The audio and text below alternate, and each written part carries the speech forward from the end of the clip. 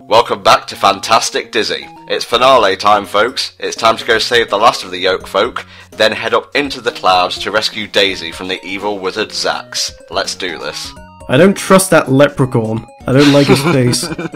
He does seem a bit malevolent, doesn't he? What the hell is he wiggling? Is that like a baton? A hot dog? Or just a very long finger? Well, whatever it is, it doesn't really matter now. He's as happy as a clam. An Irish clam. I suppose that's Irish nature to suddenly be happy as a clam whenever you get given something gold. Hey, whoa there, Mr. Paddy Basher. I'll have none of that Irish slandering in this commentary, please. Yeah, it probably would have been better if you make the joke, because you can play the race card and be exempt from being called racist. I can't really do that. That's the saddest example of first world problems I've ever heard. But you know, I could go for a solid gold shamrock. Damn it, I'm exemplifying the stereotype. Bad, Tom, bad. Your magpie-like tendencies showing through there. Okay, what's first on the agenda, Volk? Our first destination will be the Yolkfolk Treehouse once again. We're going to see the more reclusive member of the Yolkfolk, Dozy. Dozy's situation to me isn't exactly one that makes a whole lot of sense. Zaks comes along. He turns Dora into a frog. He turns Denzel into a block of ice. And what does he do to Dozy?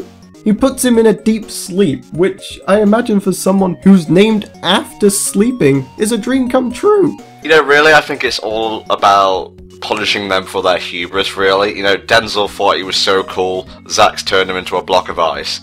Dora, I guess, really wanted to get married, you know, find her prince, so Zaks turned her into a frog. Dozy obviously loves to sleep, so he puts him into a deep sleep. Grand Dizzy's really old, so Zaks tried to kill him. That one I don't really get. I think it was just a mean-spirited move on his part there, really. Now, this might just be my personal opinion, but I reckon once Dizzy has rescued his girlfriend and stopped the evil wizard, I think his next priority should be taking care of some of these spiders. There are well over 40 spiders in this game, and almost half of them reside in the Yolkfolk Treehouse alone. If Dizzy doesn't sort out this problem soon, it's going to turn into a more serious problem than Zaks should ever hope to be. Although, if you think about it, there's very few Yolkfolk actually shown in-game, so if a bunch of them really hated spiders and loved killing them, they could have been turned into spiders themselves. Also snails, birds, and miscellaneous items, but those aren't nearly as interesting, really. In order to get to Dozy's treehouse, the key alone will not be enough in this situation. We also need a 1-ton weight to bring down a wooden platform. A 1-ton weight? Really? I mean, I've recorded this footage like 5 times, but even now it still seems a bit implausible. Yes, I am indeed implying that you need a 1-ton weight to bring down a wooden ledge. I'm surprised that much weight wouldn't bring down the entire treehouse in the process, but I suppose the Yolkfolk contractors use some pretty damn good materials. I swear to God, if I see a single mahogany joke in the comment section, I will hunt you down and end you. Or, you know, just chastise and in some severe cases block you, but still. Now, much like getting the extra life that we got in the first part, we need to make a leap of faith to get this 1-ton weight. Now, I'm not entirely sure how Dizzy lifts that thing around like it's absolutely nothing. It makes me believe that Dizzy was once maybe a strongman in his career. Well, when you think about it, considering what Dizzy's done over the course of all of his adventures, not just the stuff that happens in Fantastic Dizzy, a 1-ton weight isn't really the most impressive of his feats. I mean, don't get me wrong, it's impressive to see an anthropomorphic egg carrying a 1-ton weight, but, you know, he's stared vicious dragons dead in the face, you know, travelled through creepy graveyards. That's just a personal thing, they scare the shit out of me. You know, he's just travelled all around the world. This is just nothing, really. Look at those butterflies there, pretending to be innocent. You know what they're really doing? Watching, preparing, and then they strike. Alright, here's Dozy. Come on, wake up, you lazy bastard. I need to borrow your rug for a moment. Now, unfortunately, we are not going to be using this rug to give Daisy a magic carpet ride, although that would have been awesome if that were the case. Instead, this rug is one in 3 items we will need to get through various obstacles once we get to Zaks' castle. Now, the rug will be used to get past some spikes. we'll also be needing a water bucket to take out a fire, and we'll also be needing to use the rope one more time to make another leap of faith over a large gap. Adventure games, you know? I'll never understand them, to be honest.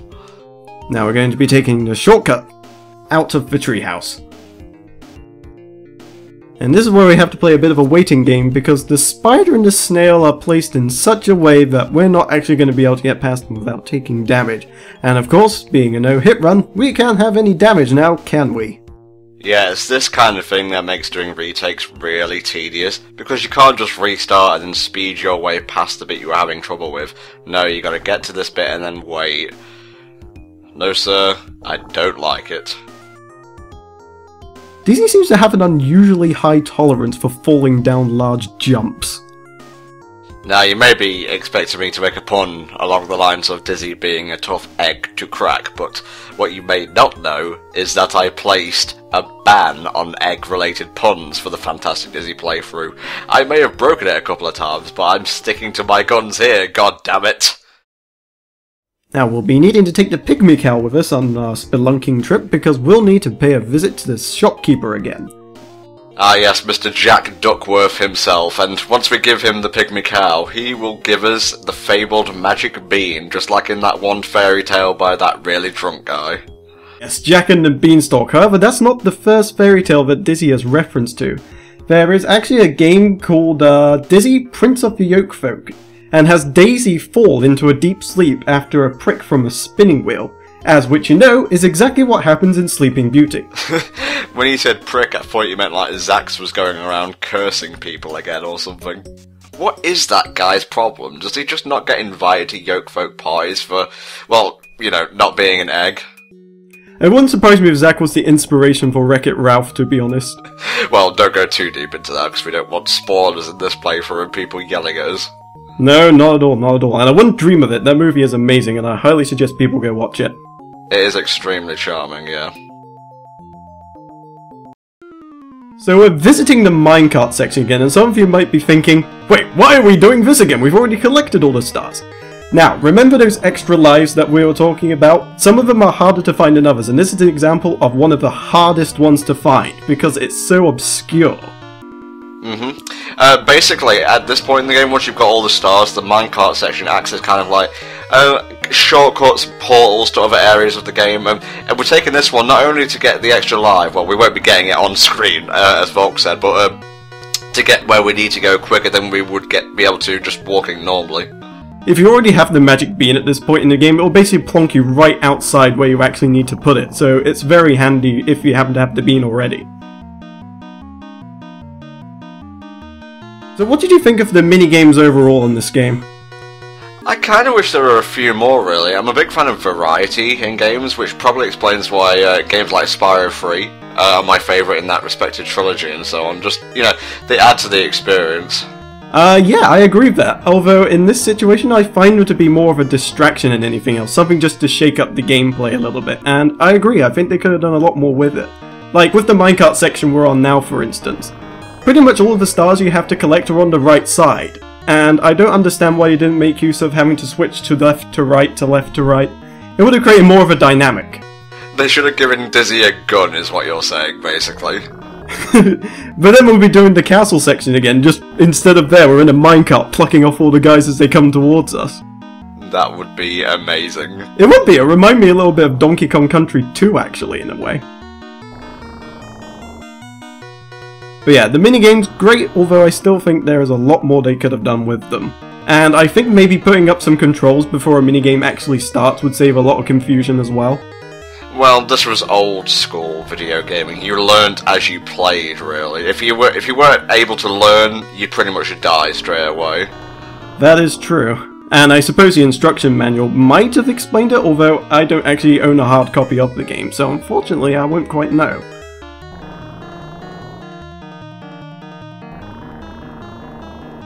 Whee! Into the abyss. But really, we just pop up back here. See, there you go. There is the extra life back there. And the reason why we couldn't get to it in any other means is because that jump is tall enough to not be able to reach it. And that's kind of a shame too, because you actually could have used another item here, the empty treasure chest. Ah.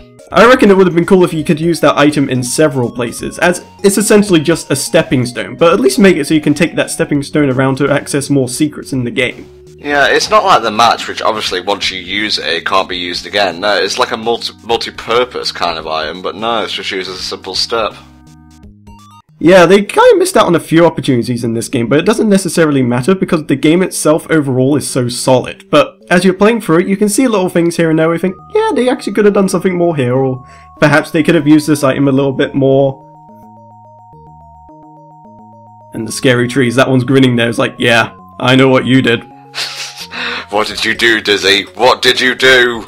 Oh, you know, he only bribed a leprechaun, a troll, killed an entire castle full of people, and traded his sister to a prince. For a crossbow. I think Zaks is the hero in this story. Yeah, he knows what Dizzy's been doing. He's just trying to stop people from becoming like him. Zaks is the avatar of vengeance, really. But yeah, when you think about it like that, it's hard to believe this game actually won the Parents' Choice Award, considering the sort of stuff Dizzy actually does. And there's our bean. Yep, that's the bean, alright. Just an ordinary magic green bean. Looks like a green version of the red kidney beans I have in Chile. Yeah, this is actually what we're going to use it for. Dizzy's just going to make a magical chili and just poot his way up into the clouds. Come on, folks, this is a classy show right here. Fart jokes have no place. Alright, I'm sorry. One thing I did find quite odd about the bean is that it doesn't actually need watering. Literally, all you do is plant it, and the bean will just sprout up right away. It's like, where's the water and the nutrients, man? Yeah, that's another thing about Dizzy. Some of the puzzles are really obvious, and some of them make you go, what? Because you can actually get a bucket full of water, and we've left it at the place where we'll be planting the bean, and you'd think you'd have to use the water on the bean, but no, the water is actually for another location. Yep, and we'll be getting to that in not too long. But yeah, I would have thought the bean would have at least needed some water. Or maybe just wait for some rain to come by or something like that, just to give an idea that the thing's at least been watered. Yeah, it's like that thing in the mines where you need to place the dynamite and there's like a plunger with a picture of a match over it, which would make you think you need to use a match, but no, that's far too obvious for the world of Fantastic Dizzy. And that's the thing that kind of disappoints me. You get the impression that there's so many options to complete particular puzzles, but there's a very one-dimensional way of actually doing them. And we ascend above into the clouds, where thankfully there are no spiders, but plenty of butterflies to dick you around, that's for sure. You can actually fall through the clouds here, so make sure you keep moving and keep jumping if possible. Yep, unfortunately the clouds are not made of marshmallows, they're just air, so you're not going to be able to defy gravity for too long, I'm afraid. However, there is fruit up there, and that seems to be doing just fine just lying there, so yeah, maybe eggs are exempt from this rule. Now, butterflies won't hurt you, and in fact you can manipulate them to help you traverse the cloudscape a lot easier. Basically, if a butterfly is facing right, and you jump into it, it will knock you to the right, and if it's facing left, it will obviously knock you to the left, so use that to your advantage. It can be the key for making a otherwise tricky jump actually very simple and trivial. But unfortunately that was not the case in that particular jump. Well, that one is guarding the castle entrance. That is one tough motherfucking butterfly right there. He's making the big bucks in Zaks' army, you can just tell. Now you can consider this something of a sneak preview, because I believe in total you need to actually have about 5 or 6 items to traverse the entirety of the castle. So we just use a couple to get the entrance out the way, and we'll be going back to collect the armaments in which we need to storm the keep. You think the skeleton key will be used for something a little bit more grand, but no. Nope, it's just an elevator. You would have thought it would be like this giant lock somewhere, and it'll just ping off spectacularly. In order to defeat the evil wizard, we need a bucket of water, a rope, and a rug. Okay, so we tie up the leprechaun, put him in the rug, and soak the rug with water? I'm not very good at adventure games, so this may be the incorrect solution to our problems. Well, are you suggesting that you could possibly use the rug to wrap up the leprechaun and just like throw him in the river or something? But still, it confuses me, because we're coming in with all these fairly ordinary household items to defeat an evil wizard, and yet the obvious ones like the crossbow and the match maybe We don't use them at all in this. Well, that's just not how Dizzy rolls. Well, he rolls literally, but just not that way. Okay, and now for real this time, this is Zaks Castle, and has some of the most eerie music I have ever heard in a 16-bit video game. It's definitely foreboding, much more so than the graveyard music, which honestly is pretty creepy. Yeah, this just lets you know this is final boss territory right here. Exactly. And he still stays healthy, he just keeps fruit lying around. And we just missed it as well, but the bucket of water was actually used to put out a fireplace. Well, that's the limitations of 2D gameplay for you, right then? Yeah, but you could always swear that fireplace was in the foreground. Normally those sort of things are in the background, so you just think, why can't you just walk behind or around it? And these are the highest paid spiders in Zaks' arsenal. They're the ones that have been given, alright, you're the elite of the elite, I need you to guard my bedroom.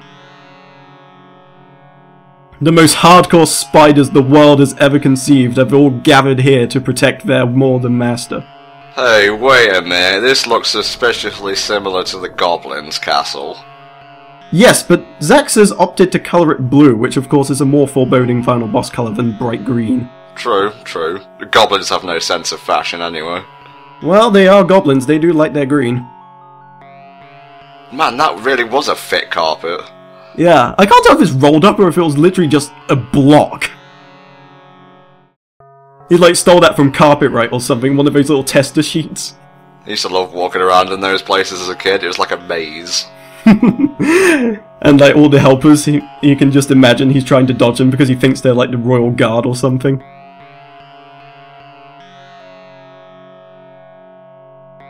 I don't believe Zaks is getting the help of rats and spiders to save literally his house. I mean, he could have used some of the goblins perhaps, I would have thought. Dude, we killed all the goblins. All the goblins in existence resided within that castle, and we murdered them all. Well, except the one we bribed, he's enjoying a nice holiday right now. He comes back, oh, this isn't good at all. It's like, I guess that means I don't get my Christmas bonus this year. Well, that's what happens when your boss, well, I won't spoil it. I won't spoil Zaks' final moments, but you know they're coming. Oh yeah, you know he's gonna get his comeuppance eventually. Oh god, that's a word I haven't used in a long time. And most obvious extra life placement ever. Why does he not just set that thing on fire, you know, set Dizzy back a bit? I know, right?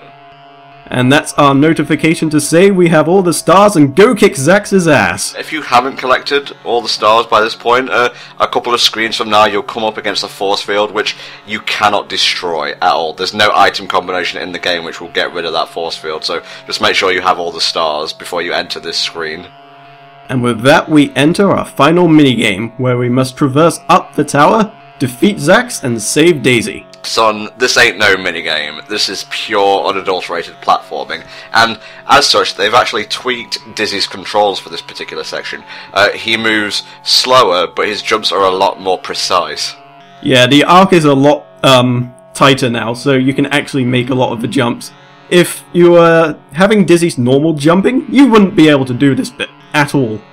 You would succumb to the might of the tomatoes. Well, they're actually molten fireballs, but I digress, and I'm sorry, I tried as hard as I could, but unfortunately I could not no-hit run this section. It is notoriously hard. It is extremely ruthless. There are just some occasions where you cannot make a jump without taking damage at the same time. Now, just as we're going up this tower, do you want to cap off your thoughts on Fantastic Dizzy as a whole, Volk? Yeah, it was actually a much better game than I was expecting. Of course, there are a few things here and there that I would change, but they're very minor concerns. But the game as a whole, very good. I enjoyed it immensely. Yeah, stuff like maybe making the puzzles more open-ended, giving them more solutions and so on. Yep, exactly. Well, I think you all know how I feel about Fantastic Dizzy at this point, but suffice it to say, it was a real treat to be able to show you all one of my favourite childhood games, and I hope you've enjoyed the experience. And when you reach this platform, you've got to trick Zaks into shooting himself, but don't get hit by the little beam that he fires, because that is a one-hit kill. And there you have it, Dizzy has been reunited with Daisy, and the game is over. This has been the Fantastic Dizzy playthrough. I've been Anton64. And I have been Volkamar. And we'll see you all next time for another HellfireComms puzzle playthrough, where hopefully my co-commentator won't try to be an upstart and make egg puns the entire fucking time. See you all then.